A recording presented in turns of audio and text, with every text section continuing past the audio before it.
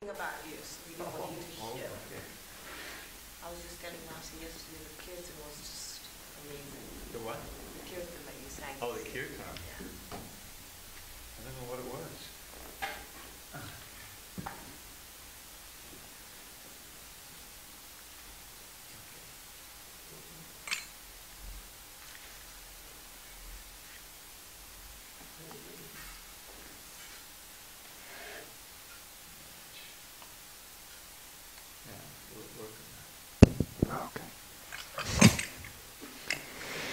Jaya Radha Madhava Kunja Bihari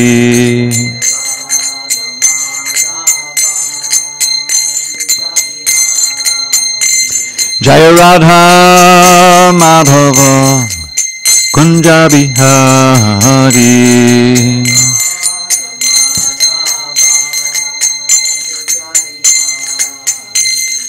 Gopijana Vallabha Girivardhari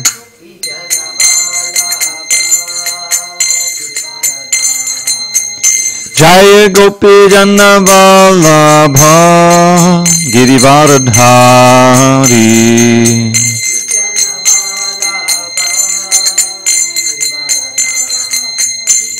Yashodanandana Braja Janaranjana Yashodanandana Braja Janaranjana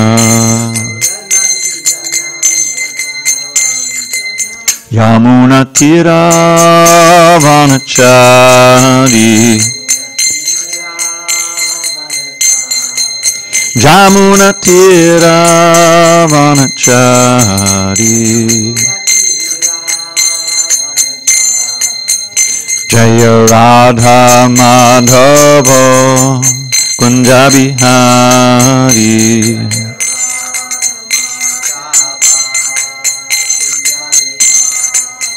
Jaya Radha Madhava Kunja Bihari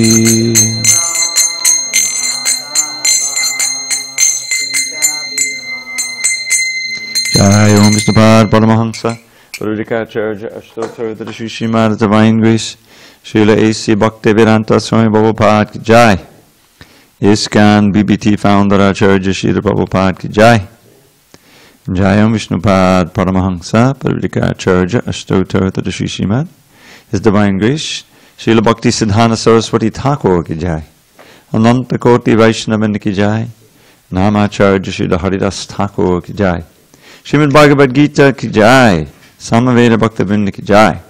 All glories to the assembled devotees. All glory to the assembled devotees. All glory to the assembled devotees. All glory to Sri Guru and Gauranga. Text 5, I think. Yeah. You know, okay. Well, let's see. There's a bookmark here. Because you read text 5, and then you said you were going to... Do it again. Okay. Oh, you want to do it again? Yeah, because We didn't have a chance to discuss it. Oh, okay. All right? Okay. Sounds good. Om Namo Bhagavate Vasudevaya. Om Namo Bhagavate Vasudevaya. Om Namo Bhagavate Vasudevaya.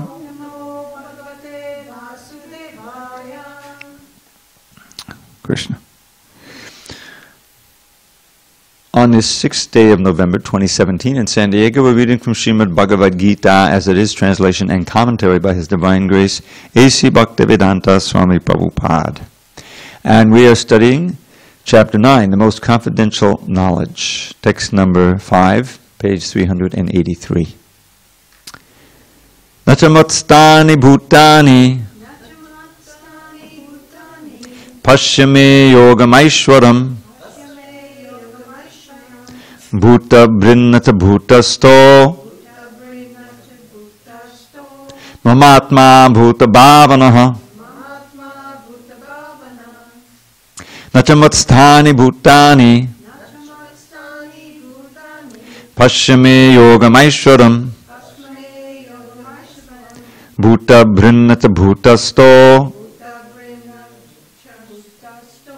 Mamatma Bhuta Bhavanaha Natamatstani Bhutani Pashyame Yogamaishwaram Bhuta Brinnata Bhutasto Mamatma Bhuta Bhavanaha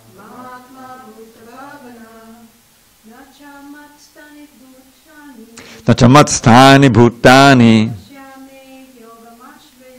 Pashyame Yogamaishwaram Bhuta Brinnacha Bhutasto Mamatma Bhuta Bhavanaha. Na, never, cha, also, matstani, situated in me, bhutani, all creation. Pashya, just see, me, my, yogam aishwaram, inconceivable mystic power. Bhuta Brit, the maintainer of all living entities. Na, never, cha, also, bhuta staha, in the cosmic manifestation. Mama, my, atma, self, bhuta bhavanaha, the source of all manifestations. Translation. And yet everything that is created does not rest in me. Behold my mystic opulence. Although I am the maintainer of all living entities, and although I am everywhere, I am not a part of this cosmic manifestation, for myself is the very source of creation. Purport. The Lord says that everything is resting on Him, matstani sarvabhutani. This should not be misunderstood.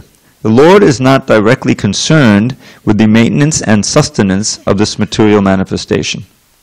Sometimes we see a picture of Atlas holding the globe on his shoulders. He seems to be very tired holding this great earthly planet. Such an image should not be entertained in connection with Krishna's upholding this created universe. He says that although everything is resting on him, he is aloof. The planetary systems are floating in space, and this space is the energy of the Supreme Lord. But he is different from space. He is differently situated. Therefore, the Lord says, although they are situated on my inconceivable energy, as the Supreme Personality of Godhead, I am aloof from them. This is the inconceivable opulence of the Lord. In the Nirukti Vedic dictionary, it is said, Yujjate nena durgateshu karyeshu. The Supreme Lord is performing inconceivably wonderful pastimes, displaying His energy. His person is full of different potent energies, and His determination is itself actual fact. In this way, the personality of Godhead is to be understood. We may think of doing something, but there are so many impediments, and sometimes it is not possible to do as we like. But when Krishna wants to do something, simply by His willing, everything is performed so perfectly that one cannot imagine how it is being done. The Lord explains this fact. Although He is the maintainer and sustainer of the entire material manifestation, He does not touch this material manifestation. Simply by His supreme will, everything is created, everything is sustained, and everything is maintained, and everything is annihilated. There is no difference between His mind and Himself, as there is a difference between ourselves and our present material mind, because He is absolute spirit. Simultaneously, the Lord is present in everything. Yet the common man cannot understand how He is also present personally.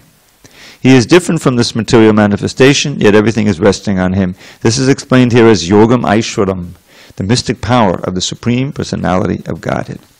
Om Jnana Timarandasya Jnanandana Shalakaya Chakshur Unmidatam Mena Tasmai Shri Gurave Namaha. I was born in the darkness of ignorance. My spiritual master Srila Prabhupada opened my eyes with the torchlight of knowledge. I offer my humble obeisances unto him and all members of Sri Parampara. So here Krishna directly contradicts himself. Text 5 and text 4. In text 4, you may remember, if you look, Matstani Sarvabhutani. All beings are in me. Matstani. Then it says, Nacha Matstani Bhutani. Exactly the opposite. You see that? The na means not. And that's why it says, and yet everything that is created does not rest in me. Here it says, all beings are in me, but they're not in me. So this is like a koan thing, you know, the famous one hand clapping thing, And the Buddhists get into that. How just make some kind of statement that just kind of turns you around, and how can it both be, infinite but infinitesimal? There's many statements like that about Krishna in the Upanishads. Apanipado, Jabanagrahita. You find some in the Bhagavad Gita also. Gita is known as Gita Upanishad. So Apanipado, Jabanagrahita. He has no hands, he has no legs, yet he can grasp anything from anywhere, and he can run faster than anyone else. How can he run if he doesn't have any legs? How can he grab if he doesn't have any hands? So the whole idea behind these statements is to kind of break through our material conditioning of what can be possible and what the limits, that we automatically place on any material thing. We tend to impose that on everything, including God and Krishna. So these kind of statements are meant to expand our consciousness and to give us a sense of the inscrutability or profundity of the Lord's truth, that we can't just understand it superficially. And one of the dangers is because Krishna also, in his original form, he covers all of this, and in Goloka Vrindavan, in the spiritual world, he's appearing just as a lovable child. We just went through this whole month of Damodar, in which he covers all of his majesty, and he's allowing himself to be tied by his mother as a form of punishment to this grinding water. He's crying. What is that? Here's the so we need to be well grounded in the majesty and power and inscrutability of the Lord, so that we can cultivate also that understanding of his beauty and all attractiveness. So now in these few verses, Krishna is going to describe some of his amazing powers. And Srila Prabhupada would always quote one verse from the Upanishads to kind of put everything in perspective.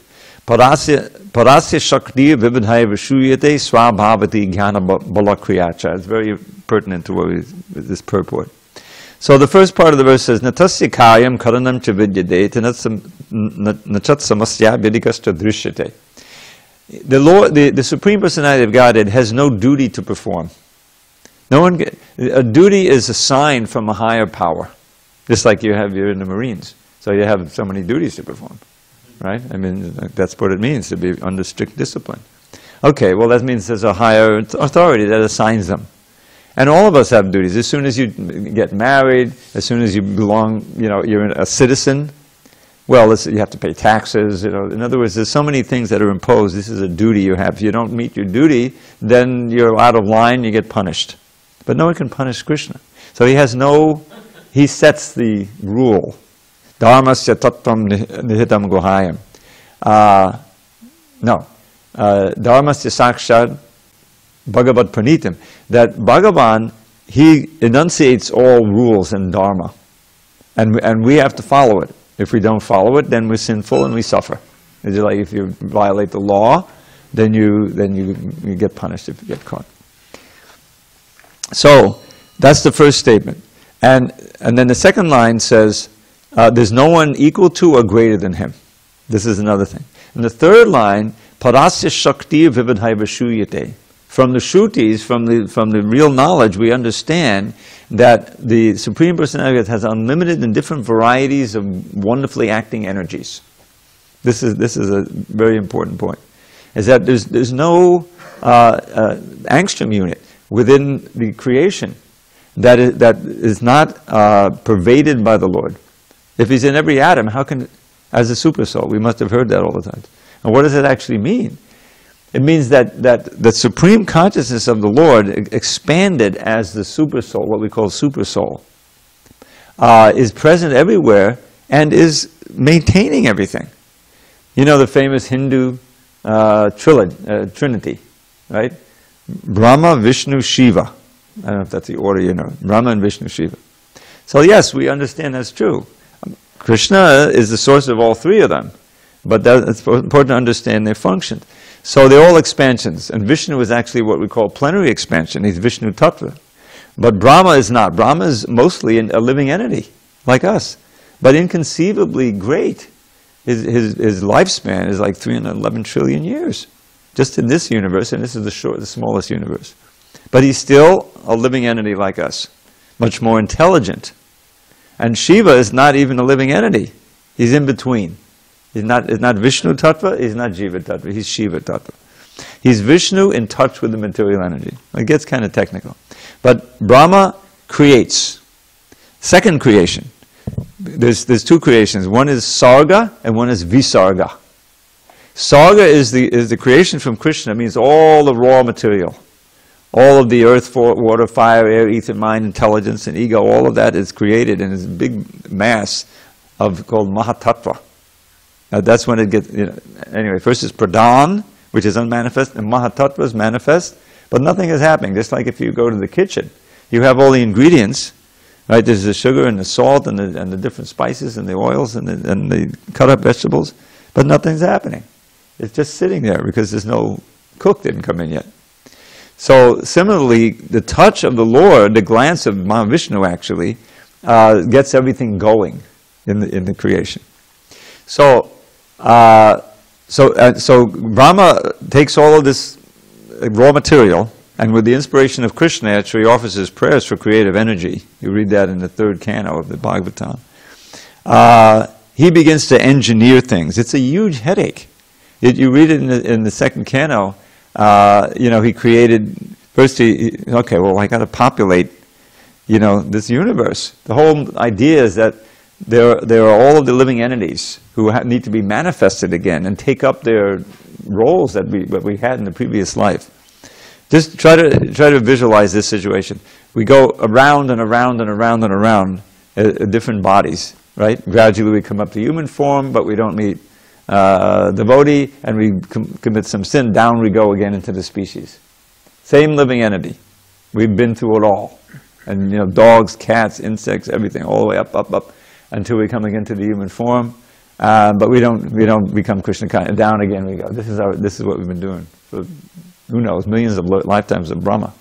So what happens is that after a certain period of this going up and down, different planets and everything, but never escaping, still maintaining our material mentality, there's a huge annihilation. That's Shiva. Did you ever hear about Tandava Nritya? Anyone who's familiar with the Hindu culture has seen that circle with Shiva dancing in the middle, playing his little drum. So that's the dance of destruction, annihilation. Tandava means very powerful, destructive dance.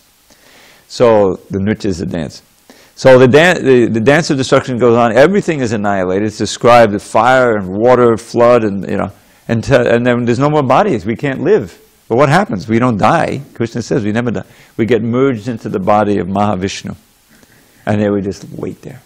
We're not dreaming. We're in dreamless sleep. We're not dead, but our karma is adhering to us, and our unfulfilled desires, and we're just suspended animation for another 311 trillion years, until Brahma again comes out. Again, the breath of Mahavishnu. As Prabhupada said, just imagine the caliber of this Mahavishnu. The whole thing is moving on his breath, breathing in and out. And then the creation takes place, but someone has to engineer it. That's Brahma. So, first thing is, all right, I got to populate. It means I have to provide planets, and there has to be a generation. So he creates from his mind. He doesn't have anything to work with. From his mind, he creates the 4 Kumaras come out. They don't want to have any part of it. They don't want to get married. They're immediately, they don't want to get entangled. They're Jnana Shakti. They're Shakti-vish. And so they refuse. They by their mystic power, they stay as little 6-year-olds. No question of marriage. But they're huge intellects. They know all. So Brahma gets angry. And from the middle of his fart, he frowns, and Shiva comes out. He manifests there. Anyway, it goes on like this. The fall starts back and forth, and finally, he starts. The population starts to grow.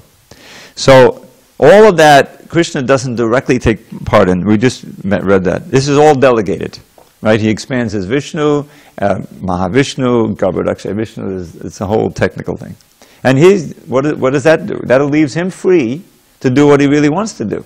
Because if you're God, that's the thing. You can always do what you want to do. No one can say no. So what does he want to do? He wants to enjoy loving exchange. That's what he really wants to do. Rasa. Raso vai saha. He is rasa. He is the mellow of loving exchange, eternally. And then it says, Rasam yevayam labdhanandi bhavati, that the living entity, when we regain our position of a loving exchange with Krishna, then we become anandis. We've heard of ananda. Ananda is bliss. Anandis are those who always feel bliss. That's what we're trying to regain. But so now these verses are describing his inconceivable potencies of being there or not being there. So how are all the living entities within him? We're in him because we're within his energy. Where else are we in? We're sitting in this room. Well, what is this room? The room is composed of earth and water and fire and everything else. That's his energy. We're sitting within Krishna. But, he says, but natamatstani bhutani, but they're not within me, meaning I'm in Goloka Vrindavan.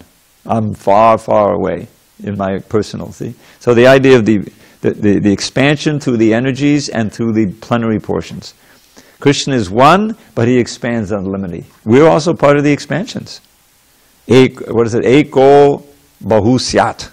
That one became many for his pleasure of interchange, of love. It's a risk, because in order to have loving exchange, there has to be freedom. There has to be a minute independence.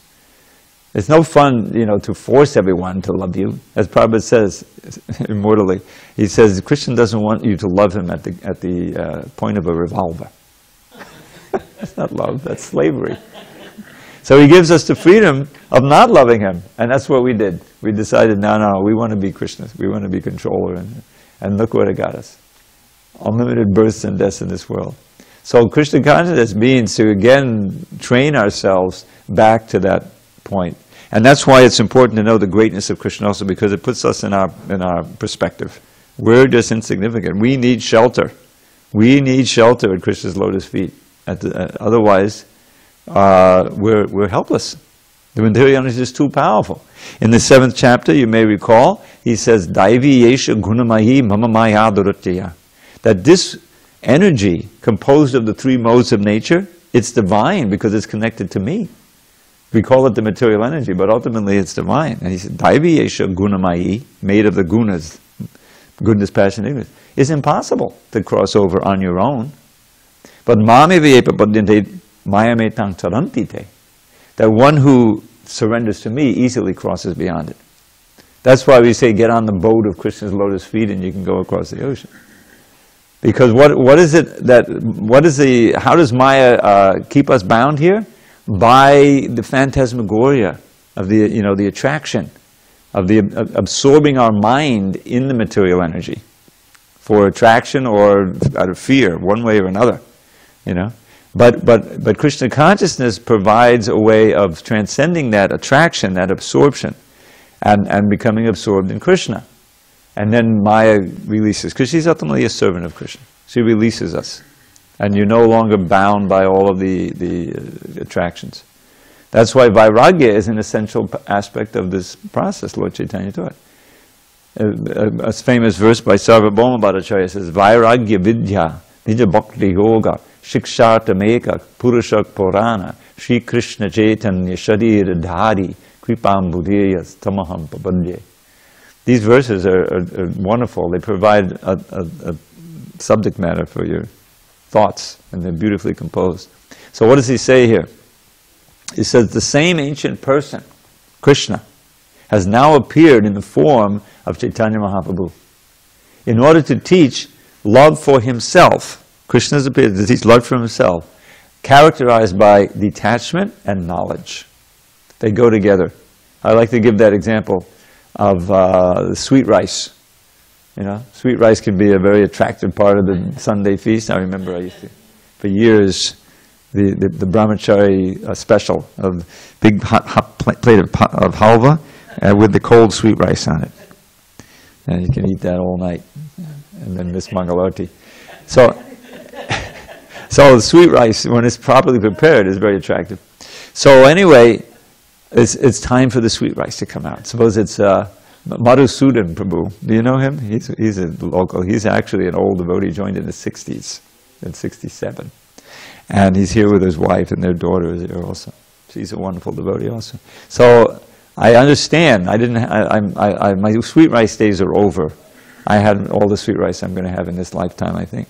But last Prabhupada's appearance day, I think it was, which is the best feast because all the old devotees get in there and cook.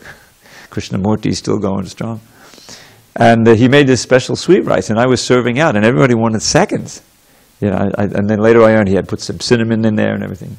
So okay, so now visualize it's time for the sweet rice to come out, and we've heard that Madhusudan made it, So, we get four buckets there, and everyone's ready to serve out. But Madhusudan comes running in from the kitchen, said, "Oh, please don't serve the sweet rice out. It's blooped. I put salt in instead of sugar." Oh.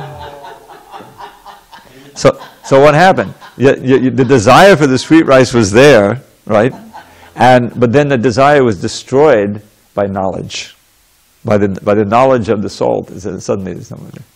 So similarly, think about it. The desire for all the things in this world is there. Just being a human being in this world, or any kind of being, then immediately there's the desire.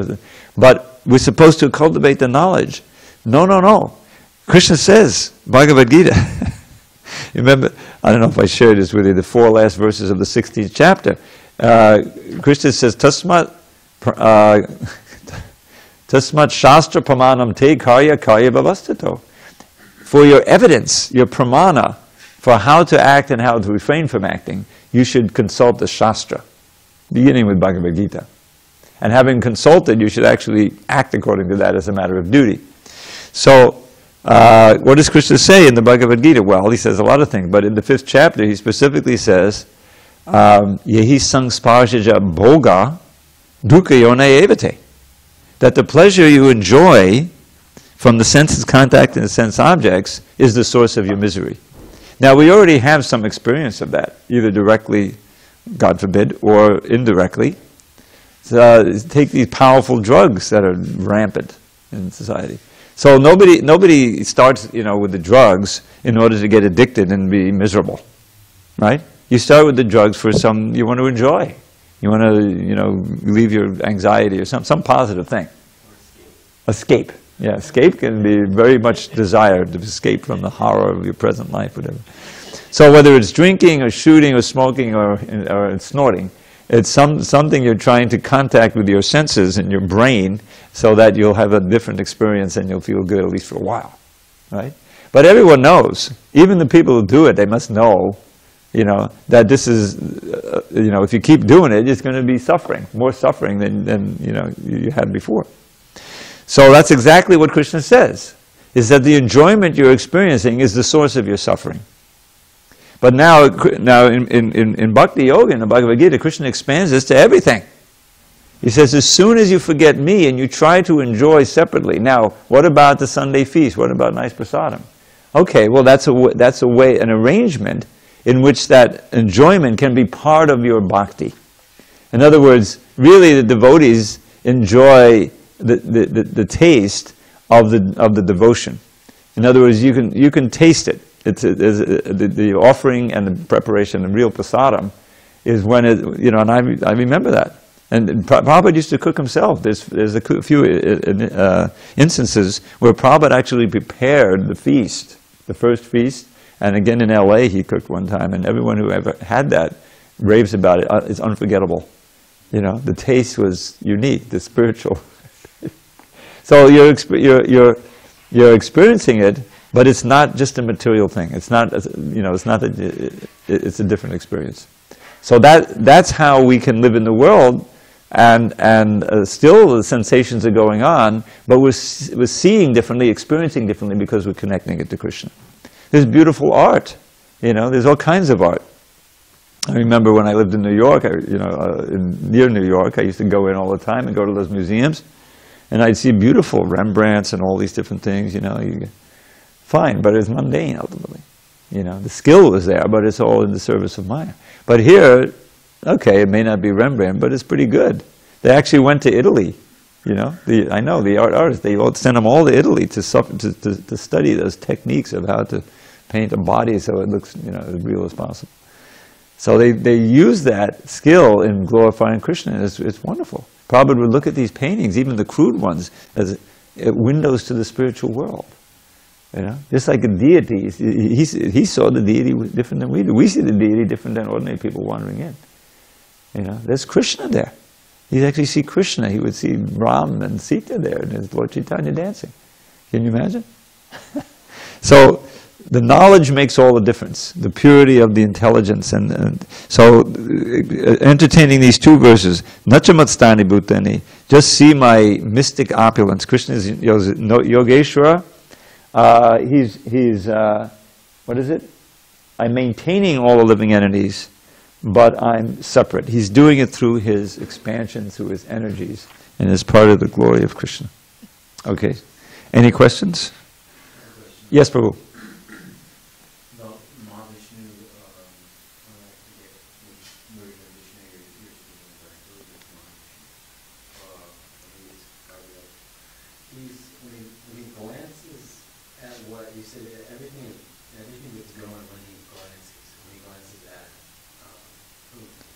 Yes, he glances at the Mahatattva. You know, in other words, it's just like a vast mass of ingredients. When he glances, he's actually injecting the living entities in there. You know, he doesn't really touch the material energy, but he glances. No, he's actually in the causal ocean. You know, yeah, the spiritual world is Krishna, he expands as Balaram, Balaram expands as, you know, there's four, there's Vasudeva, Aniruddha, Pradyumna, and Sankrishna. He's not generated. Yes, because we've been absorbed in the body of Mahavishnu for billions of years. And so by his glance, he's...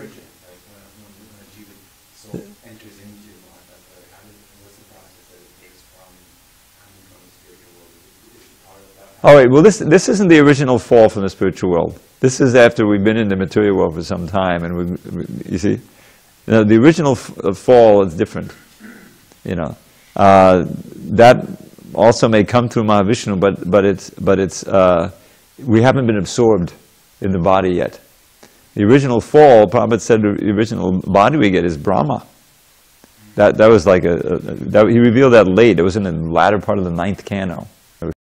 Maybe less than a year before he left this world. And it's not in a verse, it's in his purport. Because when you think about it, that's really inconceivable. All of us have once been Brahma. Every ant has once been Brahma. And every Brahma has a long duration of life. You know? Can you imagine? 311 trillion years, and you know, each living entity once had it. This is where the concept of time, you have to just throw it out. In other words, it's inconceivable. The length of time and the way time can contract also. All this time in the material world, you know, seems like a split second when we finally go back. It seems like a bad dream. This is the way Prabhupada described it. We're dreaming all these bodies. It doesn't have any substance. It's just a concoction that we've created out of our desire to enjoy separately from Krishna. And when that's remedied, and we're actually just taking our pleasure in serving Krishna and loving Krishna, then we go back to the spiritual world, and we said, boy, I must have dozed off for a second. Millions and millions of births of Brahma. It's like, okay, you know, that's... Let's go on. Text 6. Yatakashastito nityam Vayu sarvatra mahan tata sarvani bhutani matstani chubadharya. So now he gives an analogy. Understand that as the mighty wind blowing everywhere rests always in the sky, all created beings rest in me. Purport. For the ordinary person, it is almost inconceivable how the huge material creation is resting in him. But the Lord is giving an example which may help us to understand. The sky may be the biggest manifestation we can conceive. And in that sky, the wind or air is the biggest manifestation in the cosmic world. The movement of the air influences the movements of everything. But although the wind is great, it is still situated within the sky. The wind is not beyond the sky. Similarly, all the wonderful cosmic manifestations are existing by the supreme will of God, and all of them are subordinate to that supreme will. As we generally say, not a blade of grass moves without the will of the Supreme Personality of Godhead. Thus, everything is moving under His will. By His will, everything is being created, everything is being maintained, and everything is being annihilated. Still, He is aloof from everything, as the sky is always aloof from the activities of the wind.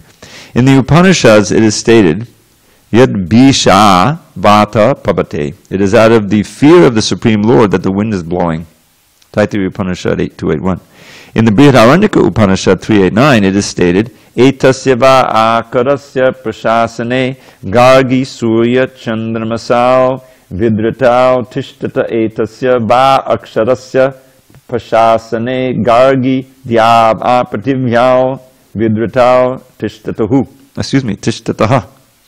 By the supreme order, under the superintendence of the Supreme Personality of Godhead, the moon, the sun, and the other great planets are moving.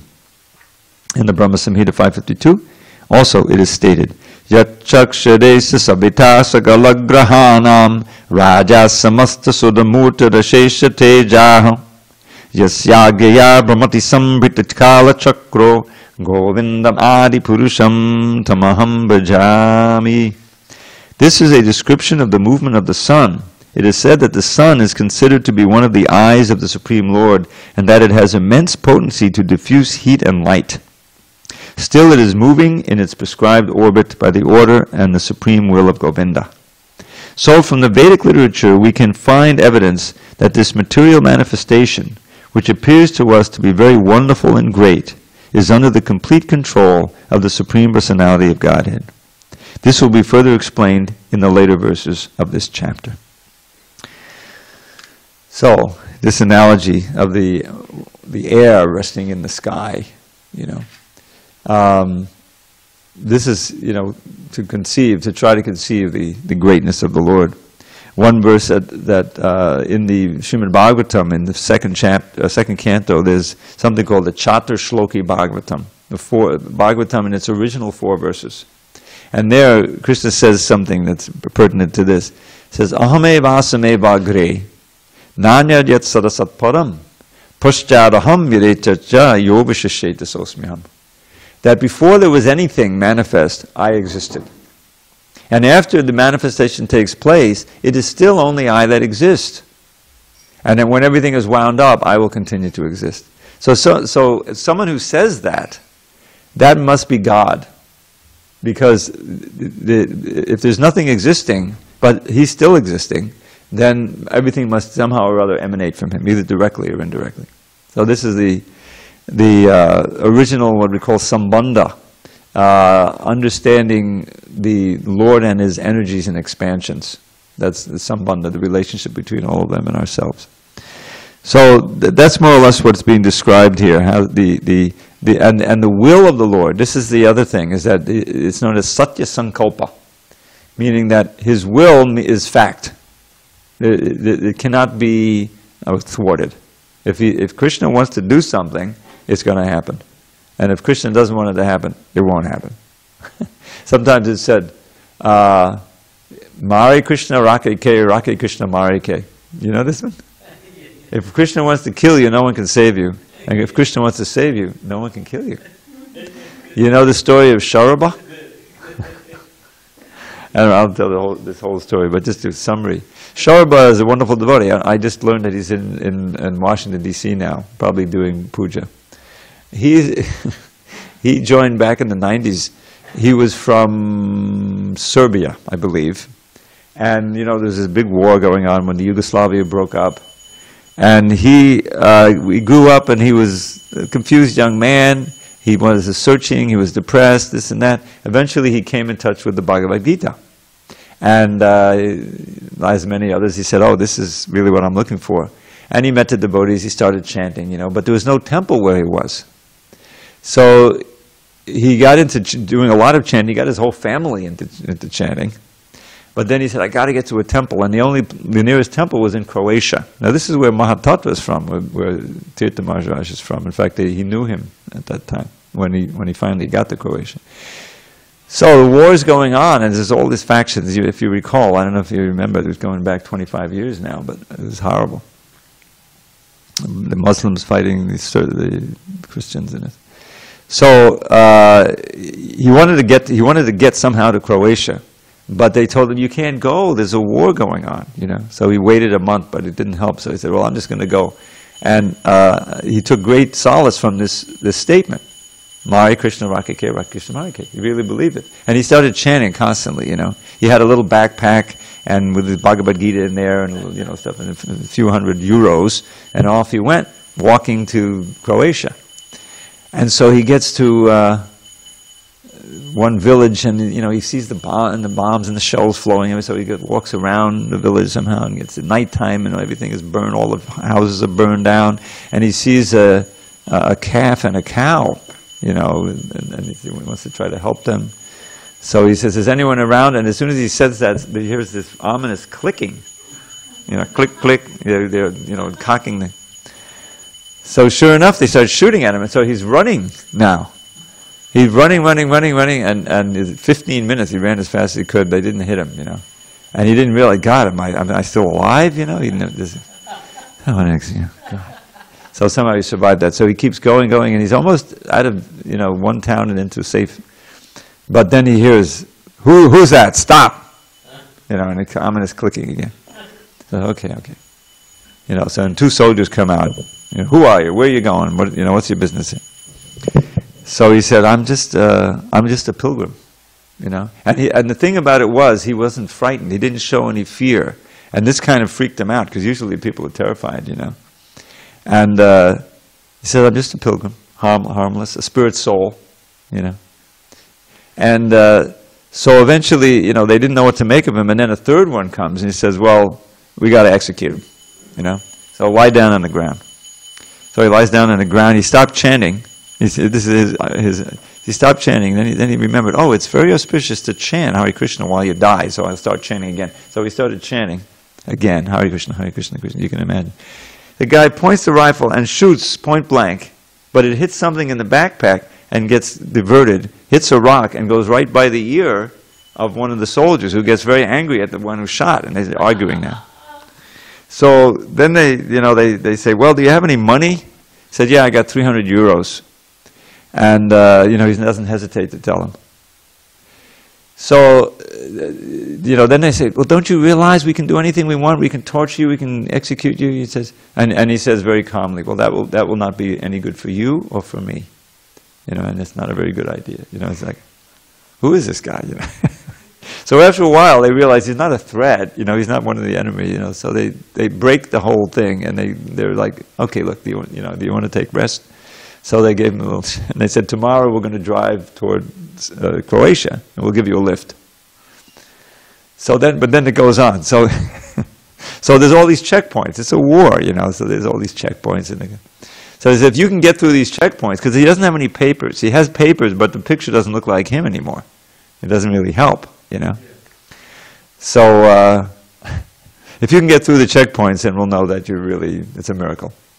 So they come to the first checkpoint.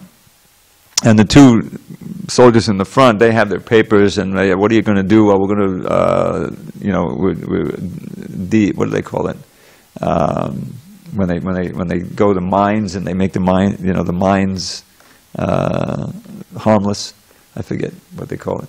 But you know, if their mines have been set, then somebody who specializes in that can. Yeah. So that's what we're going to do. So they look. The guy looks in the back seat, but he doesn't see Sharaba. He's looking right at him, but he's like, you know, he doesn't see him. So go on. And the two soldiers in the front say, "Oh my God, you know, that's amazing."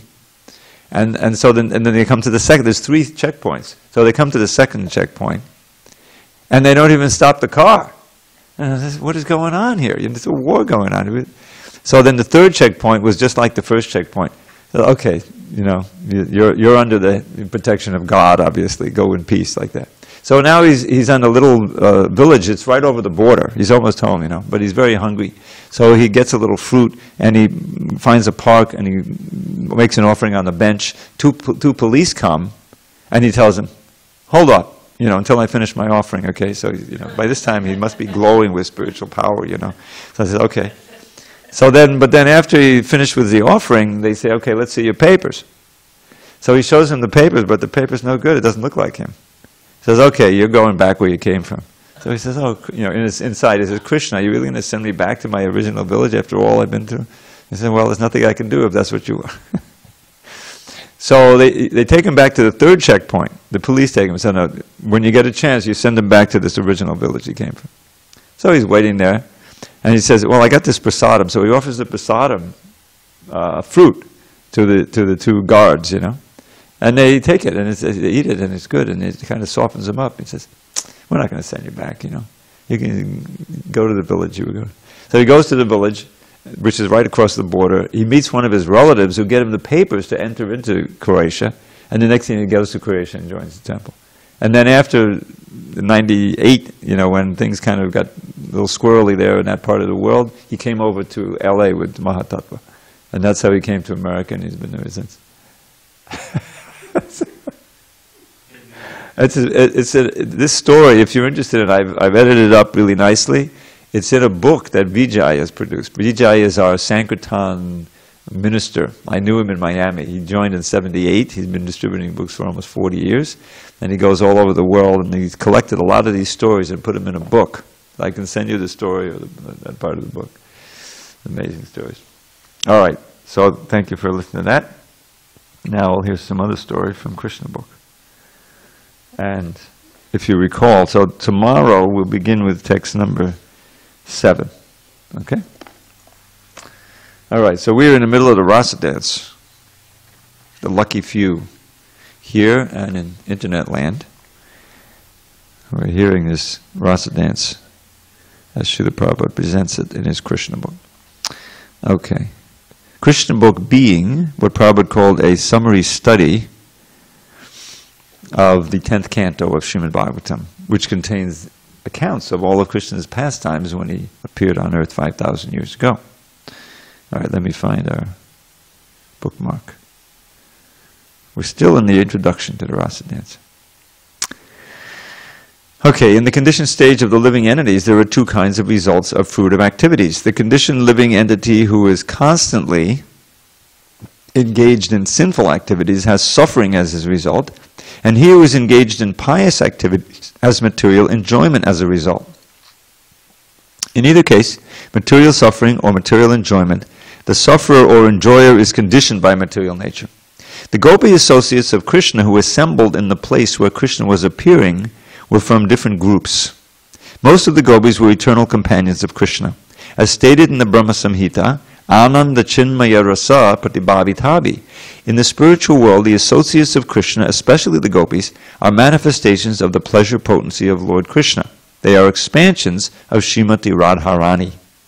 But when Krishna exhibits his transcendental pastimes within the material world in some of the universes, not only the eternal associates of Krishna come, but also those who are being promoted to that status from this material world. So some of the gopis who joined Krishna's pastimes within this material world were coming from the status of ordinary human beings. If they had been bound by fruitive action, they were fully freed from the reaction of karma by constant meditation on Krishna.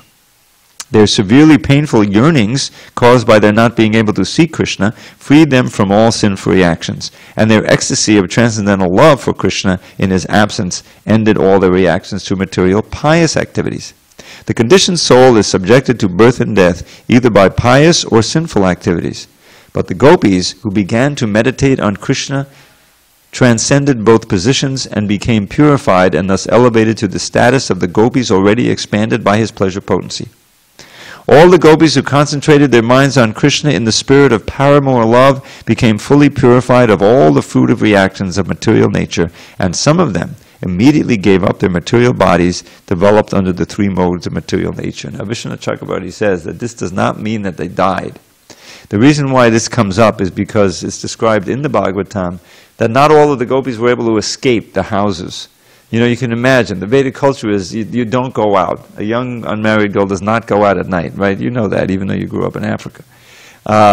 It's not done, you know. But they were so attracted to Krishna that they broke the barriers of all of this dharma.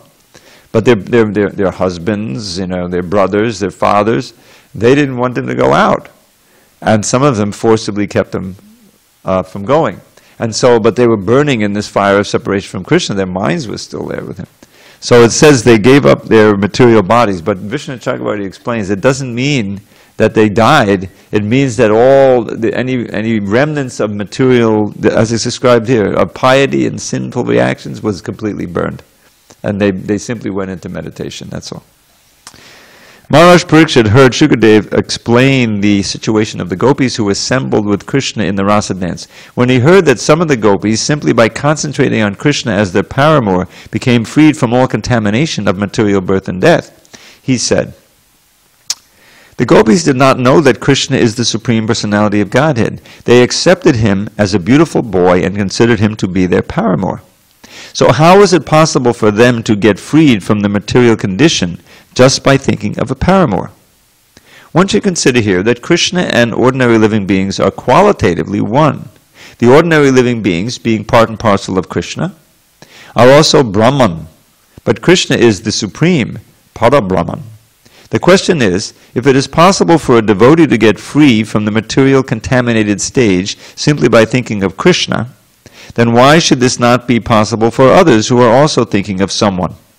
If one is thinking of a husband or son, or if anyone is at all is thinking of another living entity, then, since all living entities are also Brahman, why are all those who thus think of the others not freed from the contaminated stage of material nature? This is a very intelligent question, because there are always atheists imitating Krishna. In these days of Kali Yuga, there are many rascals who think themselves to be as good as Krishna, and who cheat people into believing that thinking of them is as good as thinking of Lord Krishna. Parikshit Maharaj, apprehending the future dangerous condition of blind followers of demoniac imitators, therefore asked this question, and fortunately it is recorded in the Bhagavatam to warn innocent people that thinking of an ordinary man and thinking of Krishna are not the same. Actually, even thinking of the demigods can't be compared with thinking of Krishna.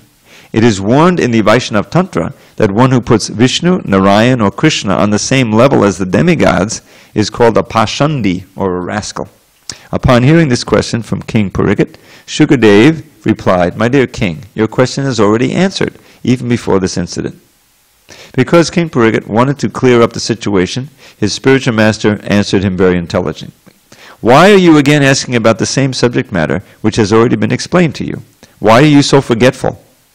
A spiritual master is always in the superior position, so he has the right to chastise his disciple in this way.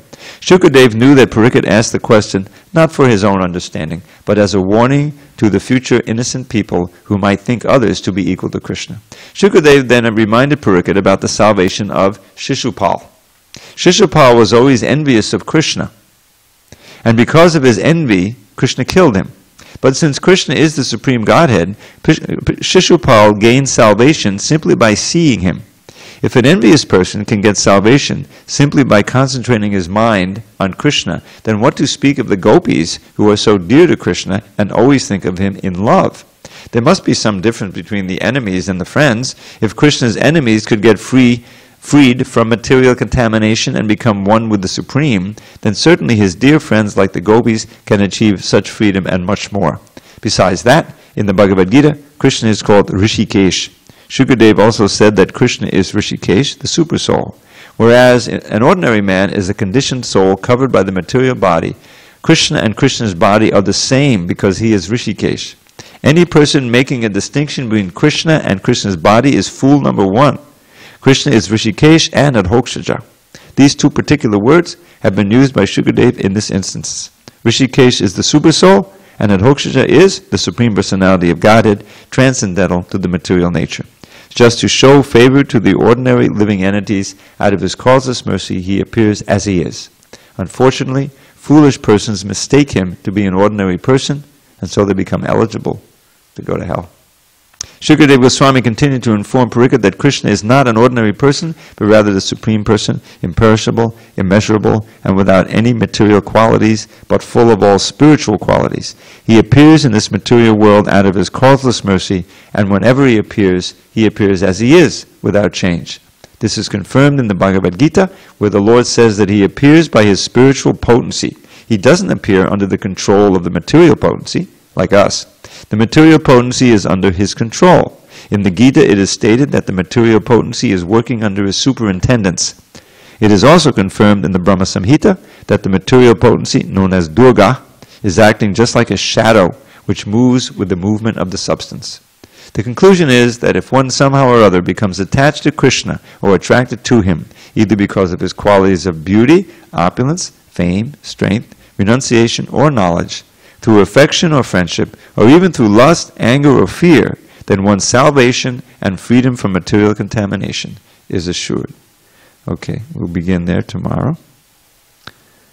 All glories to Srila Prabhupada. Thank you. All right. Now let's get ready for the arti.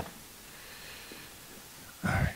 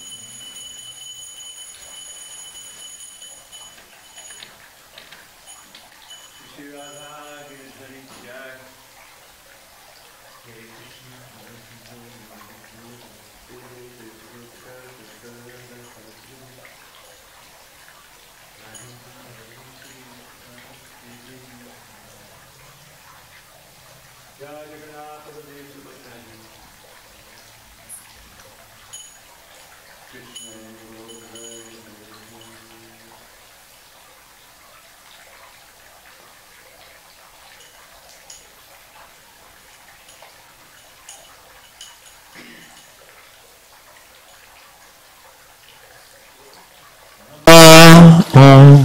Vishnu Padaya Krishna Prestaya Bhutale Shrimate Bhaktivedanta Swami Iti Namine Nama Om Vishnu Padaya Krishna Prestaya Bhutale Shrimate Bhaktivedanta Swami Iti Namine Namaste Saraswati Devi Gaurambani Charini Anirishesha Shunyamvari Paschacharisa Tarini Namaste Saraswati Devi Gaurambani Charini Nirishesha Shunyamari Pasacharisa Jai Shri Krishna Chaitanya Prabhu Nityananda Shri Advaita Gadadhara Shri Vasari Gaur Bhakta Vrinda Shri Krishna Chaitanya Prabhu Nityananda Radha Shivasari Gaur Bhakta Vrinda Jai Shri Krishna Chaitanya Prabhu Nityananda Shri Advaita Gadadhara Shivasari Gaur Bhakta Vrinda Shri Krishna Chaitanya Prabhu Nityananda Shri Advaita Sari Gaur Bhakta Vrinda Jai Shri Krishna Chaitanya Prabhu Nityananda Shri Advaita Gadadhara Shivasari Gaur Bhakta Vrinda Shri Krishna Chaitanya Prabhu Nityananda Shri Advaita Gadadhara Shivasari Gaur Hare Krishna Hare Krishna Krishna Krishna Hare Hare Hare Rama Hare Rama Rama Rama Hare Hare Krishna Hare Krishna Krishna Krishna Hare Hare Hare Rama Hare Rama Rama Rama Hare Krishna Hare Krishna Krishna Krishna Hare Hare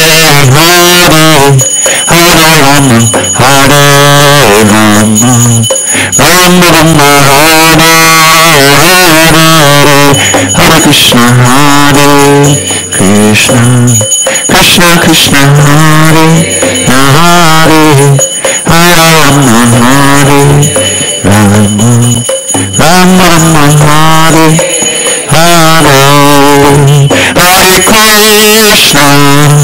Hare Krishna Krishna Krishna Hare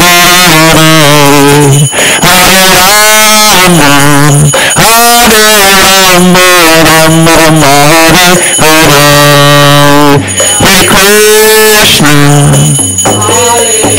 Krishna Krishna Krishna Hare Hare Hare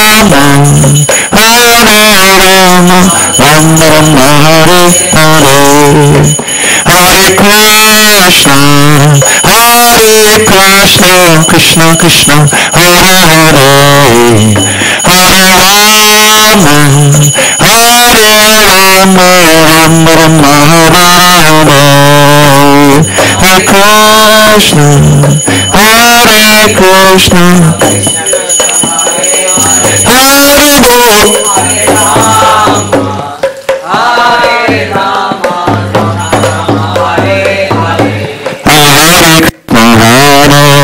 Krishna, Krishna Krishna, Hare Hare, Hare Rama, Hare Rama, Rama Rama, Hare Hare, Hare Krishna, Krishna Krishna, Hare Hare, Hare Rama, Hare Rama, Rama Rama, Hare Krishna, Hare Krishna, Krishna Krishna, Hare Hare, Hare Rama, Hare Rama, Rama Rama, Hare Krishna.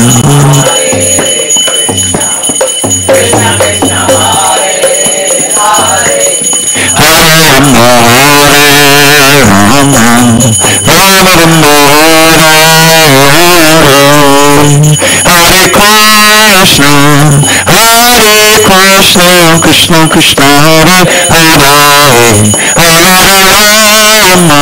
Hare Rama, Rama Rama, Hare Hare Krishna, Hare Krishna, Krishna Krishna, Hare Hare, Hare Rama, Hare Rama, Rama Rama, Hare Hare, Hare Krishna, Hare Krishna, Krishna Krishna, Hare Hare, Hare Rama, Hare Rama, Rama Rama, Hare Hare Krishna, Krishna Krishna, Hare Hare, Hare Rama, Hare Rama, Rama Hare Hare, Hare Krishna, Krishna Krishna, Hare Hare, Hare Rama, Rama Hare Hare,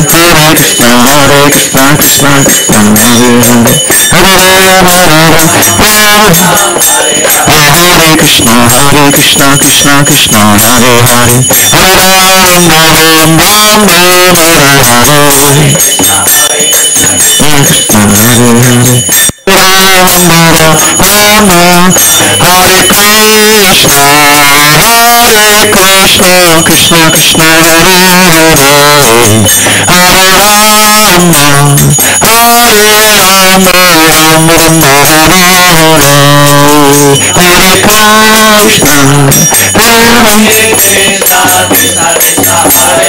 Hare Krishna,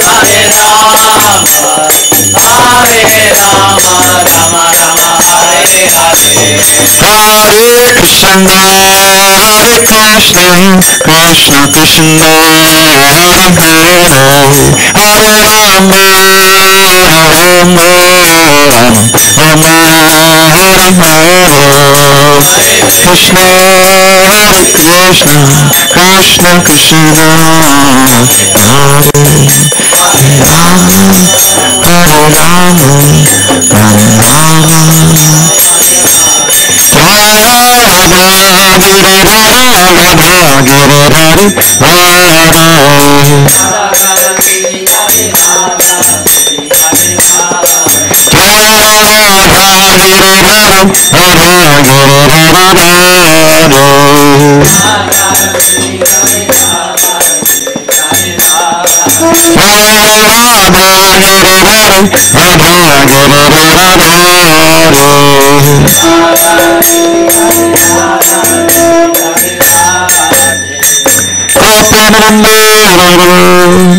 Help him with it.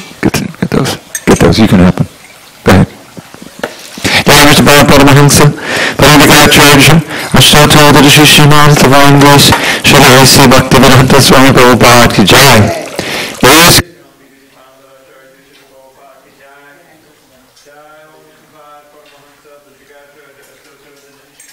Divine Grace, Little Bhakti Siddhanta Saraswati Thakur Jai, Ananta Koti Vaishnava Jai, Namacharya Srila Haridas Thakur Jai.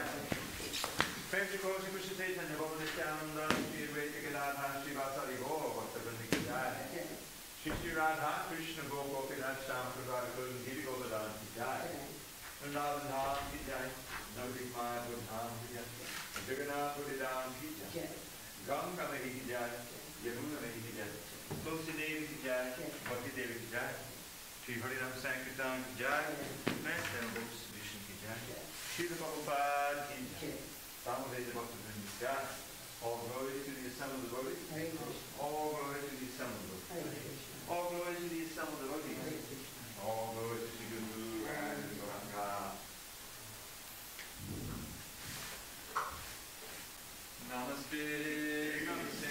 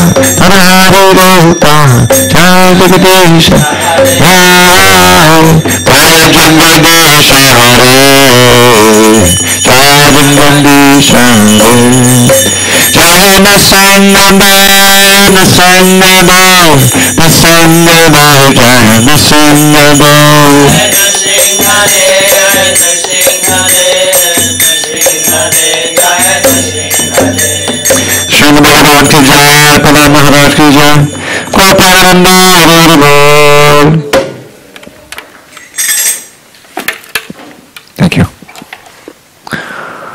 Oh.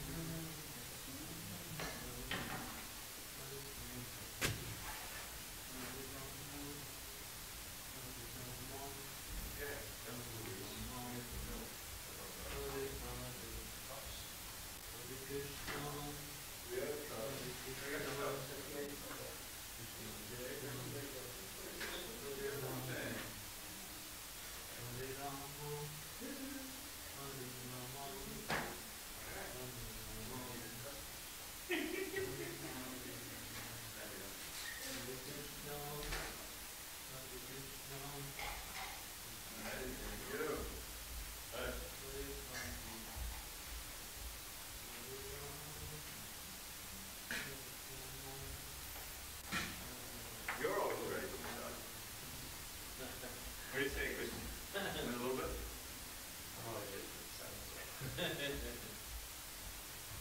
Now, are you actually stationed up here at the Camp Temple? You live on the base? Yeah, in the back. But so you seem to be able to attend these programs, right? I don't mind that. But it's like, Oh, it's like a job. Oh, you have, okay. Yes, we usually. You're not going to be deployed soon, or something? I might not. Just back then. If anything, it would be similar to ship. Okay. Yeah. You know when you go into combat. Yeah.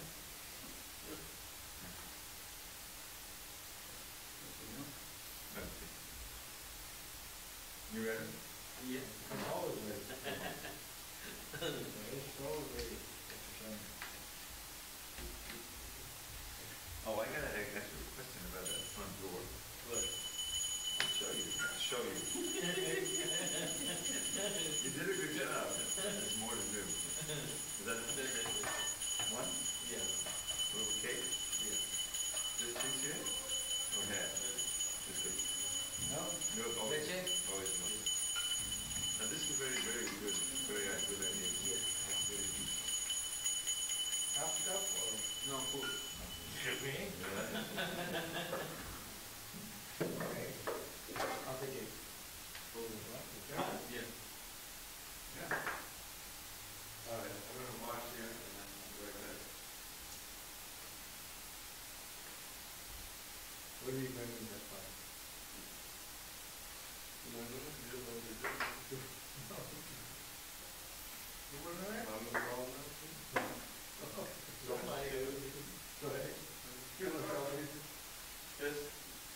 Oh, I noticed that the paper towels are there on the outside. And the inside.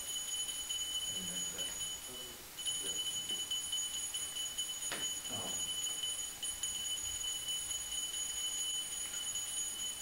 So I find them out. Good, take that back. Wait, just take a second.